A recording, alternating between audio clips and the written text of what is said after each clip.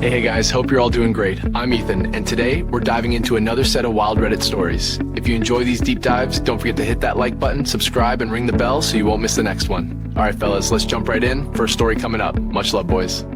I knew we were in trouble the night the river smelled like rain and metal at the same time. Pittsburgh does that in late spring. The bridges glow like ribs under a streetlight, and the wind from the Monongahela carries a taste that sits on your tongue. We were two founders on a borrowed conference room floor, tightening the last bolts on a demo that was supposed to change our lives. By morning, our rival would show our work before we could. We built our company out of a shared complaint and a garage heater. I'm the kind of person who will spend 6 months shaving 4 seconds off a pipeline because I can't stand waste. Mara loves the room. She loves the pitch that lands. It makes a tired VP sit up like he just remembered why he took the job. We call the company Sinter because that's what you do to bind loose powder into a solid form. Heat, pressure, time. We did that to our lives. It worked until it didn't. Here's the pitch we learned to say in under 30 seconds. Heavy industry collects oceans of data that no one swims. SCADA feeds, vibration sensors on pump casings, thermal cameras on casting lines, badge-ins, downtime logs, PLC registers, hundreds of channels with no shared language. We teach those streams to talk to each other. We tell a plant manager what will break before it breaks and how much money that will cost to ignore. That's the only way to move in those halls. Not features, dollars not lost. We were two people in a warehouse that smelled like roasted coffee from the shop downstairs and machine oil from the motorcycle garage next door. For months it was good. We could argue for hours and then go get tacos and keep arguing but smiling. I wrote the first collector in a week because my hands only know one way to quiet my head. She called 4 dozen friends and turned 3 maybes into 1 yes for a pilot that bought us 3 more months of runway. The split started as a hairline crack. I wanted to prove the product at scale before we chased noise. She wanted noise. Momentum is a story you have to write first, she said, tapping her nail against my laptop like a metronome. We will never win if we look small. We will die if we go wide with wet paint, I said. We need to survive long enough for the paint to dry.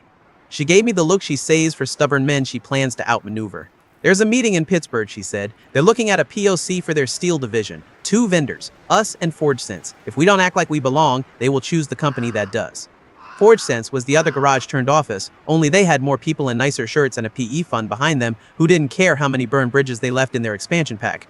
We knew their CTO from a conference in Cleveland. He liked to say incumbent like a slur. The Pittsburgh Corporation was huge enough to have confusing nicknames and enough lawyers to make their own weather. People called it Halberd Steel in the way you call a football stadium by the old name because your mouth refuses to learn the new sponsor. On our paperwork, it was Halberd Industrial Systems, division of Consolidated Halberd Holdings. The VP for advanced manufacturing at the division was named Bennett. People said Bennett in that careful way you use for people who can change your life. Mara came back from the first trip to Halberd with her eyes lit like stadium lights. He gets it, she said, dropping her bag and pulling her hair out of a clip like she was still in motion. He wants to move faster than his team, which is good because his team moves like rust. He knows we can leapfrog ForgeSense if we show him something exciting. Show, not promise, I said. We have to be able to land what we show. You can't just sell the moon and then figure out rockets. The moon holds grudges. She laughed and kissed my cheek. You're cute when you're a poet. For a month, I ran on little sleep and too much coffee. I built the bridge Halberd needed between their homegrown historian and our time series lake because their historian speaks a dialect from 1998 and refuses to admit it. I wrote an internal doc about our architecture that even my future self would understand, with diagrams that looked like train maps. I kept it in our shared cloud drive because I am not a monster and because the engineers we plan to hire someday would need to see how the pieces line up. I named the files like a librarian. I am careful with names. In the middle of that sprint, Mara traveled more. Another day in the Berg, she texted from the airport with a selfie and a caption like she was in on a joke only the sky understood. Her ring, which she always wore when we started, was off more than on. She said it didn't match the blazer she wore. She said the diamond caught on her shirts. I noticed because I noticed things. I didn't push because I was backgrounding and because trust is supposed to be muscle memory. One night she called at 11:43 p.m. I was still at the office untangling some threading logic that refused to behave. Her voice was softer than it usually is when she is excited. I wish you were here, she said. Bennett wants to move on a 2-plant pilot, not just one. He says if we can integrate with their predictive maintenance scheduler, he can get his COO to open another budget line. That's not plug and play, I said. Their scheduler is homegrown too. Every homegrown thing is its own religion. You can't convert them by telling them God is the same everywhere. You can if you bring them a miracle, she said. Can we do it? We can connect anything with a port, I said, but I won't blow a hole in the hull to get there. There was a pause. I heard room noise on her end. Another voice in the background. A clink that might have been ice. You don't have to be so noble, she said, light but not joking. Sometimes winning is ugly first. Ugly can be permanent, I said. Ship late if you have to. Ship right. The next week I flew to Pittsburgh with her because the pilot plan had enough moving parts to justify both of us in the room. The Halberd building downtown was glass and steel and the air in the lobby felt refrigerated even for October. A woman with a pin that said she'd worked there 27 years gave me a badge and a visitor sticker that peeled off twice on the elevator. We sat in a conference room with a view of a river, and a painting of a river and a blue wall that wanted to be a river. Bennett came in with two assistants who carried laptops like trays, and the smile of a man used to people learning his face. He had that easy manner older men with power cultivate, like he was your uncle who used to play cornerback before his knee. He took Mara's hand in both of his, and he did that thing some men do when they respect you but want you to know they're still in charge. He called me my guy.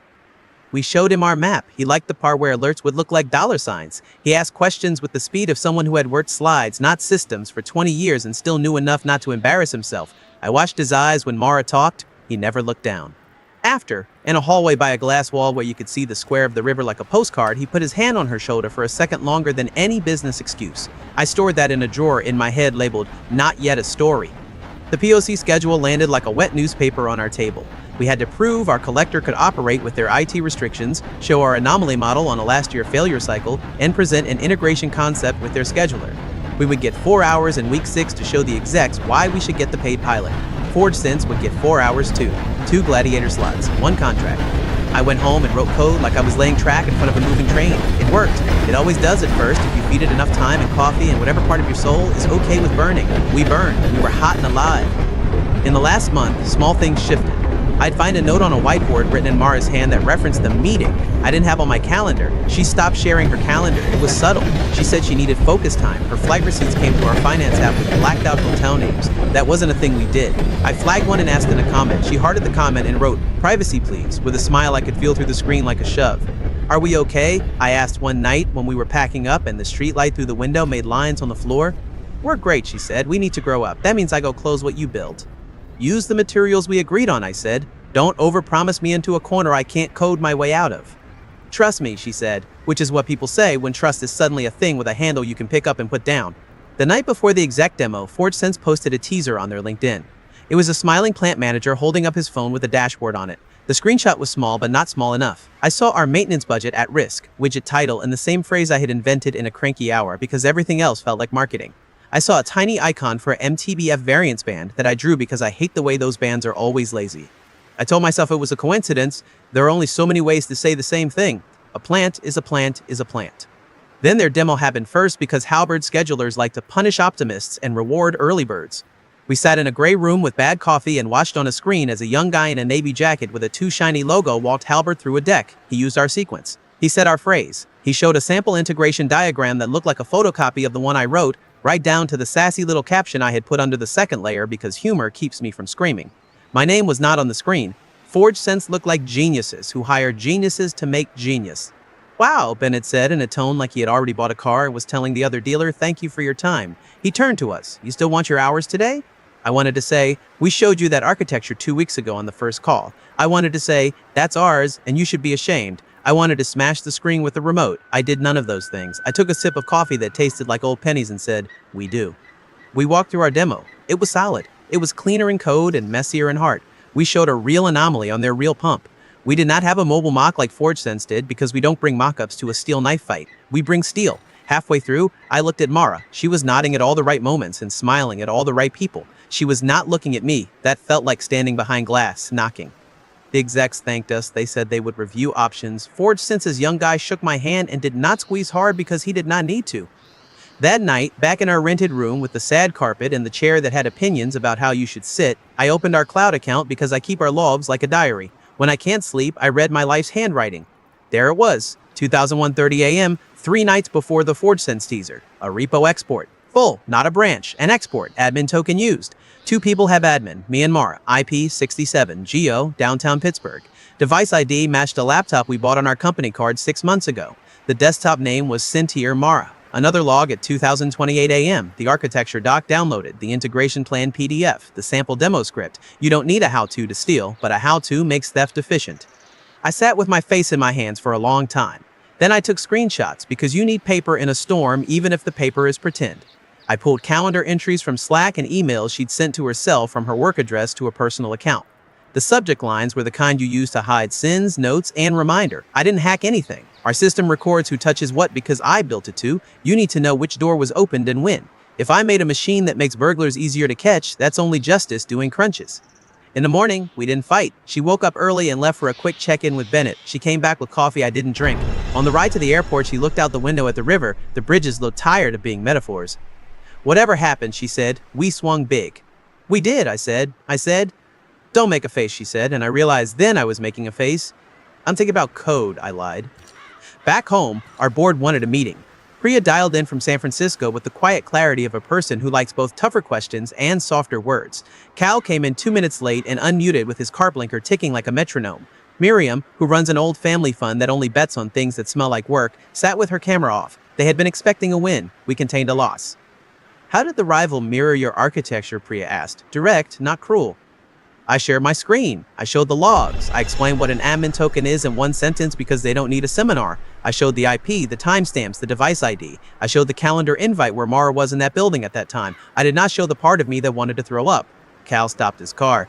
The blinkers stopped. You sure this isn't a false positive? Could their contractor have had access? He wanted a clean story where gravity worked like gravity. It's either me or Mara, I said. It wasn't me.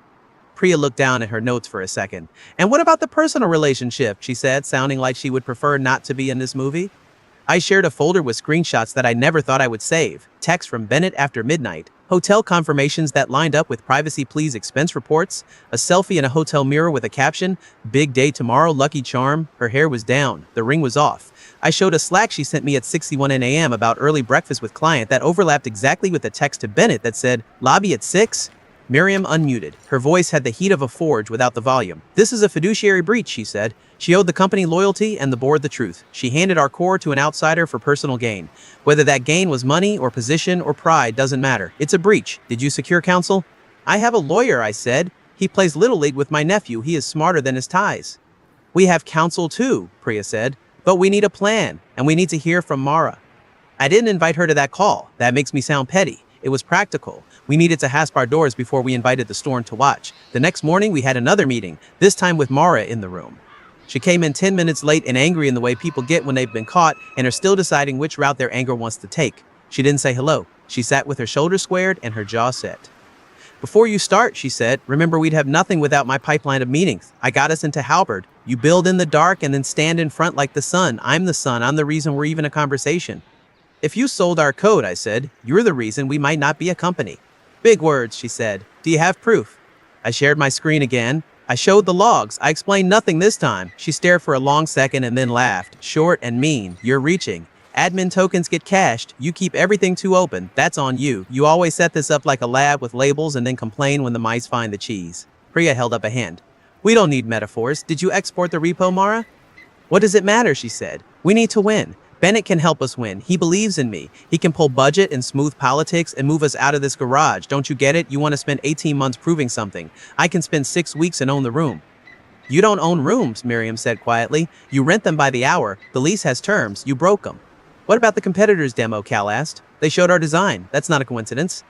Mara leaned forward, voice soft, almost pleading. Forge Sense was always going to land here. They had 10 people to our 3. They have money to burn and people who used to work with Bennett. I tried to get us a seat on the right boat. Yes, I shared things, not everything. Enough to show we could play above our weight. I was making us indispensable. By giving away the thing that makes us indispensable, I said. It's only code, she said. Anyone can write code. That sentence was a fist. Not just for me, for the Knights, for the coffee, for the part of me that believed if he did the right thing long enough, the world would rise to meet him. Priya inhaled sharply. Cal swore under his breath. Miriam did not move. This is a vote, Priya said. Cool now, not unkind. Mara, you are terminated for cause. The clause you signed says you can sell your equity back at nominal if you commit a gross breach of your fiduciary duties. Sharing architecture and cozying up to a buyer to swing terms we didn't agree to is a breach. You know that. You can't do this, Mara said, almost laughing. You need me. I am the story. Without me, you're a shy code monk. That's fine, I said. Monks outlive kings. She looked at me then with something like real hurt. We were supposed to do this together. We were supposed to do it honest, I said. The lawyer words took over. Documents, notices, recitals. It was all very civil and felt like surgery performed on a song. She stood up before the call ended and left the room. The door clicked. I sat with my head back and the ceiling made a pattern I had never noticed. That afternoon, our counsel sent a letter to Halberd's legal team. It used phrases like undue influence, misappropriation, and bad faith competition. It asked for a litigation hold on any emails or messages between Bennett and Forge Sense that contained our names, our file names, or what we had delivered. It suggested a meeting. I would have preferred a sword, but the paper was heavier than it looks. 2 days later, a message came from Halberd's general counsel. They weren't admitting to anything. They were not idiots. They suggested a constructive dialogue. They said Bennett had transitioned to a different role to accommodate family considerations and would no longer be involved in procurement decisions. The words were sanded and smooth and slid over the tongue without catching. They proposed mediation. They were scared enough to be polite. At mediation, 3 months shrank to one table and a pitcher of water no one drank. Our lawyer sat beside me with a binder that made me feel like I was allowed to be angry. Halbert's team sat across with a woman named Larkin who wore a scarf that cost as much as a week of my burn. Forge sent counsel and a guy from Product who couldn't hide that his stomach was bubbling. Our lawyer spoke. He is soft-spoken and uses nouns like bricks. He built a wall. He showed the logs. He showed the overlap between emails and our export. He did not show text between Mara and Bennett because we did not need to, and because I did not want those on a conference room TV. He said words that made Larkin lean back and look at the table like maybe it could give her different facts. Their counsel talked about industry standards, independent evolution, and common architectural patterns. My lawyer smiled like a man who has been told gravity is a social construct. He asked ForgeSense guy to describe his model pipeline. The guy said some true words. Then he said the name of a function in a made-up way that only someone who had looked at my code would say. He said MTBF variance band, out loud and stumbled like the phrase didn't live in his mouth. I felt a small joy I didn't trust. We didn't get money. That wasn't the point. We got a letter. ForgeSense agreed to withdraw from the POC to avoid the appearance of impropriety. Halbert agreed to run a clean pilot with us on a new line with an agreed set of controls. They agreed to segment our materials and keep a list of who saw what. Bennett moved for family reasons into an internal advisory role without sign-off on budgets. Everyone signed. Everyone smiled like they were doing each other a favor. We all went home with our hands shaking right below the table. The work after that was the kind that keeps you from drowning. We hardened access. I moved the code into segmented repos with fine-grained controls because pain teaches faster than peers. We instituted something that is boring until it saves your life. Require a review for exports. With an email to me and to our counsel, if a zip crosses a boundary, it shouldn't. We cut calendar access for anyone who didn't need it. We wrote a policy in a human sentence and put it on the wall. Don't send anything to anyone you wouldn't want on a screen in court. I hired 2 engineers who like puzzles more than applause. I told them we would not be the most famous. We would be the last one standing. I rebuilt the integration with their scheduler with one of those engineers, a woman named Yvonne who can smell sloppy code the way my dad could smell rain. We reduced the mapping that took 8 hours by hand to 20 minutes by script. We didn't brag about it, we used it. We went back to Halberd. The plant floor roared and the heat licked the back of your neck. We put sensors in places that looked like they would bite. We watched the line like doctors in an ICU. In the 3rd week, we caught a bearing failure before it climbed out of its slot and ruined a day's run. The plant manager, a man named Claude who talked with his eyes, shook my hand so hard I had to shake my shoulder after. That handshake was money. That handshake was proof in a town that respects steel over slides. We sent a report at month's end. We didn't make it pretty, we made it clear. We showed avoided downtime. We showed alarms with timestamps and $signs and only 3 pictures. The COO signed an email that said, proceed. That email won't look like much in a book. It looked like breath in our bank account. We didn't party. We paid vendors. We moved to a better office with a door that's shut and a room where we could sleep on the floor if we needed to. I built a server cabinet because I like touching the things that hold the things. It's black and hums like certainty. Sometimes I put my palm on it and remind myself that honest metal is cold first and then warm if you hold on long enough. We formed a new board. Priya stayed. Miriam stayed. Cal left, which was fine because he wanted a rocket ship, and we are a train, and trains get people where they need to go without exploding. We brought on Claude as an advisor. He is not a man who likes meetings. He still shows up because he hates stupid. Mara tried to land at a startup in Philly that builds trade analytics for mid-market manufacturers. The founder called me because the world is small and the people with money get even smaller when they have reason to be scared. He asked me 3 careful questions without saying her name. I told him to check admin logs twice. I told him to lock his repos. I told him talent like hers needs the right walls or it starts testing doors. He thanked me. He did not hire her. I heard she moved back to Cincinnati for a while. Then I heard she was in New York. Then I stopped hearing because it doesn't help me to know where a storm went after it knocked my house sideways. I don't want to celebrate her fall. The fall is loud. The landing is quiet. Quiet can be a blessing or a sentence. That choice is hers. Bennett sent an email once that used the word regret. It was artful. It was written by a team. He said he hoped to work with us in a clean way someday. I wrote back 2 sentences. We are moving forward with your team. We will not move backward. At night, when the office is empty and the city's sound is a soft hiss and the river smells like metal, I walk back to the server cabinet. I put my hand on it. It is cold. I say what I promised myself the night the board voted and I realized I had to run this thing without the person I built it with. I say it every time like the first time. Now, only honest, only forward. Here's what I learned and what I will forget and have to learn again. Trust is a ladder you choose to climb. Some people pull it out from under you because they want to see if you can fly. Some people don't know they are kicking it because they only watch the roofline. You climb anyway. You put bolts in the rungs you can tighten. You know which rungs are yours and which are theirs, and you stop stepping on rungs that wobble when you put weight on them. We survived. We did not win a trophy. We got a purchase order for a second mine and a third. It felt better than champagne. My code still breaks in the ways code always breaks, and I fix it.